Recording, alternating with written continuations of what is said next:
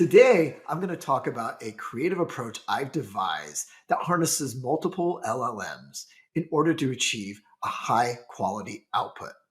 It's something I call collaborative AI. And my hope today is that you will be able to unlock its potential to really push the upper limits of what is possible in terms of content quality and LLM output. Today, I'm going to use ChatGPT 4 and Claude 3 Opus to showcase the power of collaborative AI. Before I do so, I wanted to talk a little bit about how content creation pre-AI has typically played out in my field, online learning. The bar for creating educational content is usually very, very high when it comes to factuality. We hire what are known as SMEs, or subject matter experts, and their job is to be as accurate as possible, both in writing and in reviewing content. They essentially are the domain experts of their field, be it art history or upper division calculus. What they are not oftentimes is professionally trained writers. As a result, their writing, while grammatically sound and factually accurate, can sometimes come across as a little bit dry, unengaging, and a bit repetitive. But this isn't helped by the fact that the amount of content often needed by online providers is staggering, and SMEs have to work under a tight deadline. Engaging writing with memorable examples, smooth transitions, and that writerly touch are oftentimes out of reach for SMEs, even those with professional training in writing. With AI, we are now able to get content out much faster, but not without potential pitfalls.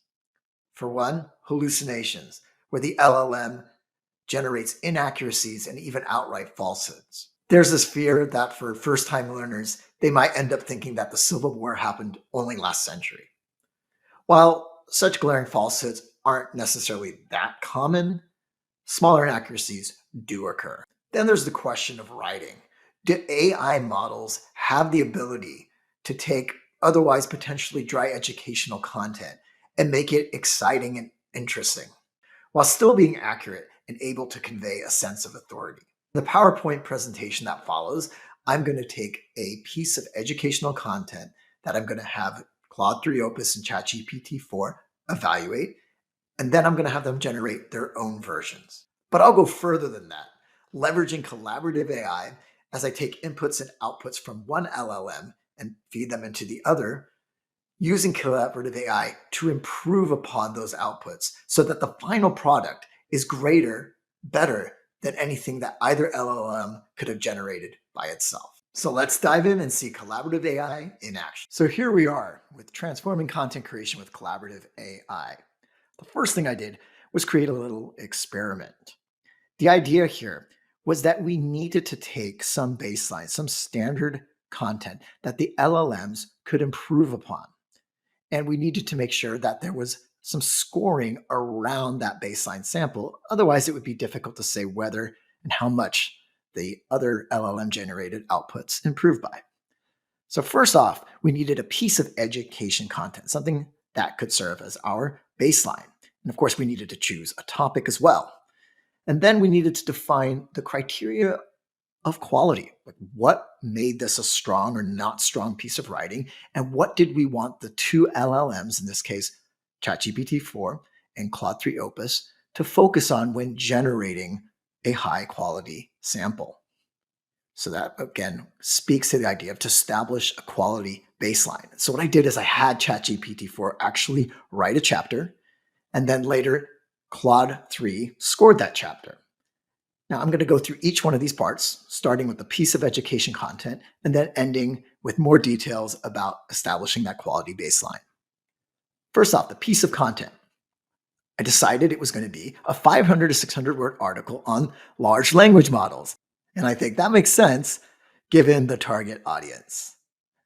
But I didn't just have it write a large language model. Instead, I fed Claude 3 3 online learning excerpts from different topics, different areas, something that it could model when it actually generated its own article. And I chose samples that were indicative of more average online learning content. So there's a lot of great online learning content out there, and I definitely don't want to cast aspersions upon the field, but I was going for something a little bit more average, something that if someone was under a deadline, they might end up creating.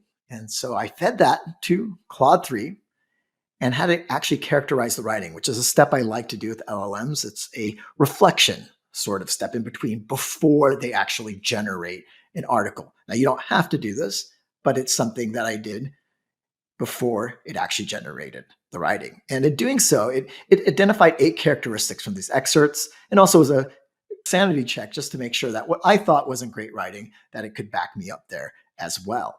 And indeed it did here. It came up with a total of 8. I've only posted 6.5 here, but it gives you an idea. The point here isn't to read through each one of these, but that there definitely are lapses in quality. And now once the LLM has that, it can generate this piece of content here, which again is a 500 or 600 word chapter on LLMs. And I actually used my editorial eye just a little bit and looked at those 8 characteristics as well, courtesy of Claude 3. And I changed, tweaked just a few things, but nothing major.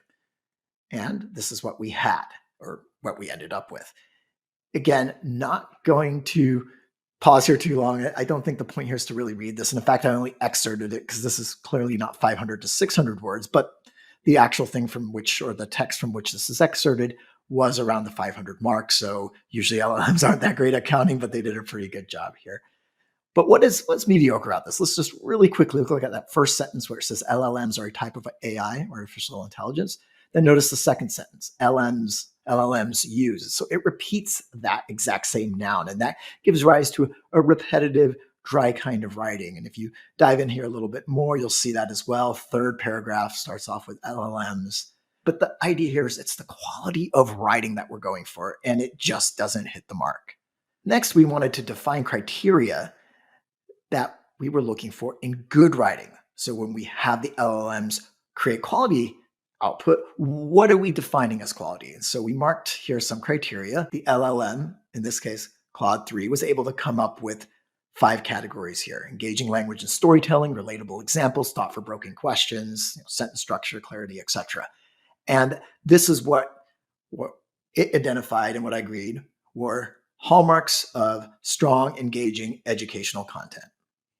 So again, in establishing the baseline, we got a score out of 4 out of 10. But I didn't want to just stop there. I asked myself, what if we just asked the LLM in a one-shot prompt to come up with a chapter for an education course, online learning course on LLMs? What would it come out with? And it came out with something, this one-shot prompt, and it got a 7 out of 10. Now, I'm not going to paste that here, but I'll say it was high-level, generic, typical AI stuff. This was a good baseline for me because if we use collaborative AI here, or if I use collaborative AI and it turns out I also get a 7, then there doesn't seem to be much point in collaborative AI when you can just do a one-shot prompt that will get you a decent 7 out of 10 score. But let's see what actually happens when we use collaborative AI. Now you'll notice it says pre-step 1, so we're not quite there, and sorry to be teasing you on this, but we're almost there in the next slide. For now, though, the pre-step prompt I did was I asked Claude 3 and chatgpt 4 to identify characteristics of the original sample and score it. That's that reflection piece that we did earlier on. So this isn't an integral part of collaborative AI, but just something nice to do.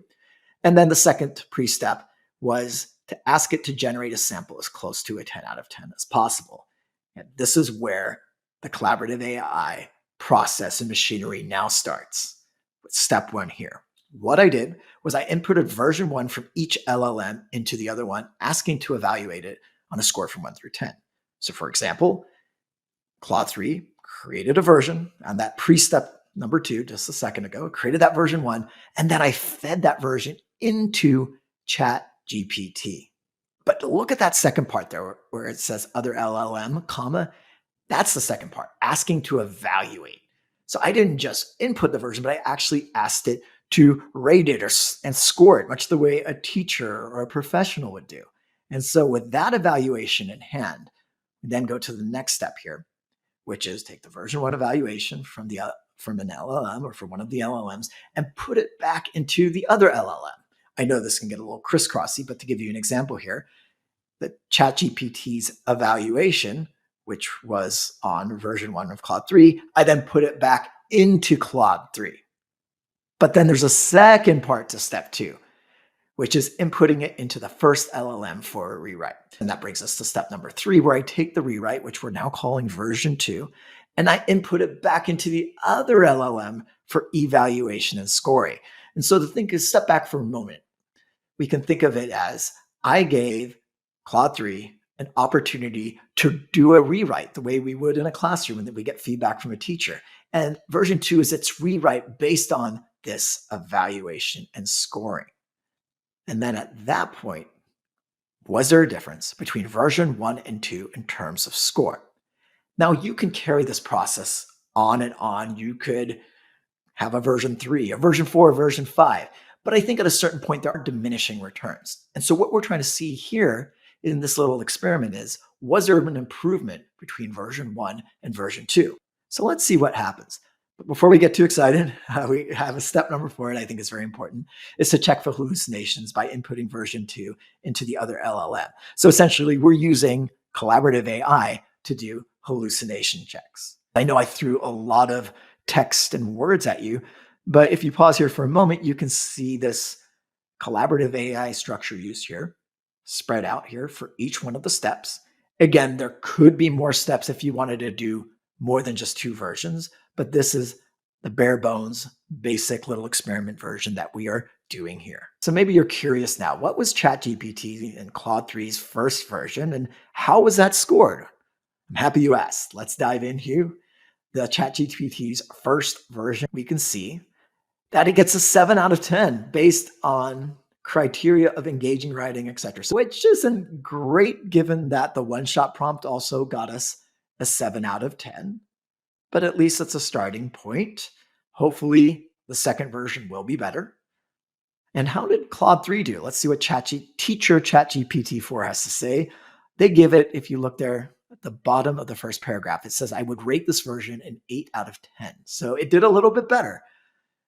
But for now, this is enough to give you an idea of how this works. So here's the second step. We feed the evaluations from one LLM back into the other for a rewrite. Now, in this case, what I did was I actually excerpted the entire thing. And I did that for a reason. I think it's important to see just how detailed these evaluations are. So when the LLM is getting its feedback, you can think of it as a prompt.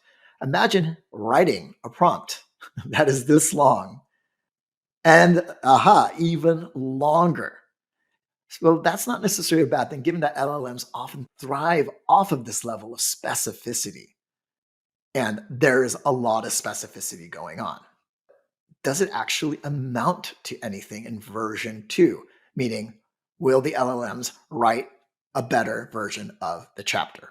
I'm happy you asked, because now we're at the point where we can ask it come up with a version that gets a perfect 10. So we've definitely raised the bar, but there's a lot of specificity. And that, of course, is what makes collaborative AI so powerful. How does this rate? This is the version 2 from Claude, and this is the version 2 from ChatGPT. And drum roll, their scores, a 9.5 out of 10.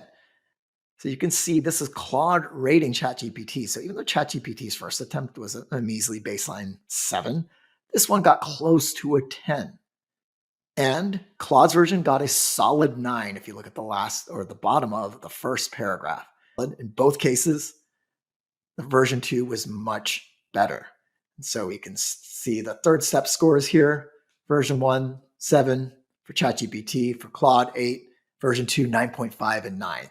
So both market improvements simply by using just one round of collaborative AI. Now you might be asking, well, what about the human in the loop? In this case, me. Did I agree with these versions? And so, yes, I did read these versions and I agreed with them in terms of the improvement. They were both much better than the first versions. And in fact, based on the criteria that established, I essentially agreed with these scores. The reason I hesitate in saying I wholeheartedly agree with them was I felt at times they were maybe trying to be a little too engaging, a little bit too fun. But that wasn't necessarily part of the evaluation criteria. So that's something that, as the human in the loop, I can ask in a version 3 just to tweak that so it doesn't sound like you're trying to be someone's pal and trying to be too relatable. But again, everything besides that was at a much higher level, making it solid educational content that I think would really pull in audiences and make learning so much more fun and enjoyable. Before we go on, though, I want us to compare here to the baseline scores just one last time, just to see where we came from. Speaking about education content being more fun and enjoyable. If you're going from a 4 out of 10, again, not all education content that's human created is a 4 out of 10, but if kind of the average ish is, then to go from 4 to 9 to 9.5 is a huge improvement. And the fact that the collaborative AI, at least just with this one round, is something that doesn't take long at all compared to some of these editorial and content creation processes that involve multiple SMEs, both creators and reviewers, several rounds, and someone oftentimes overseeing that entire process, you can see that this can be costly.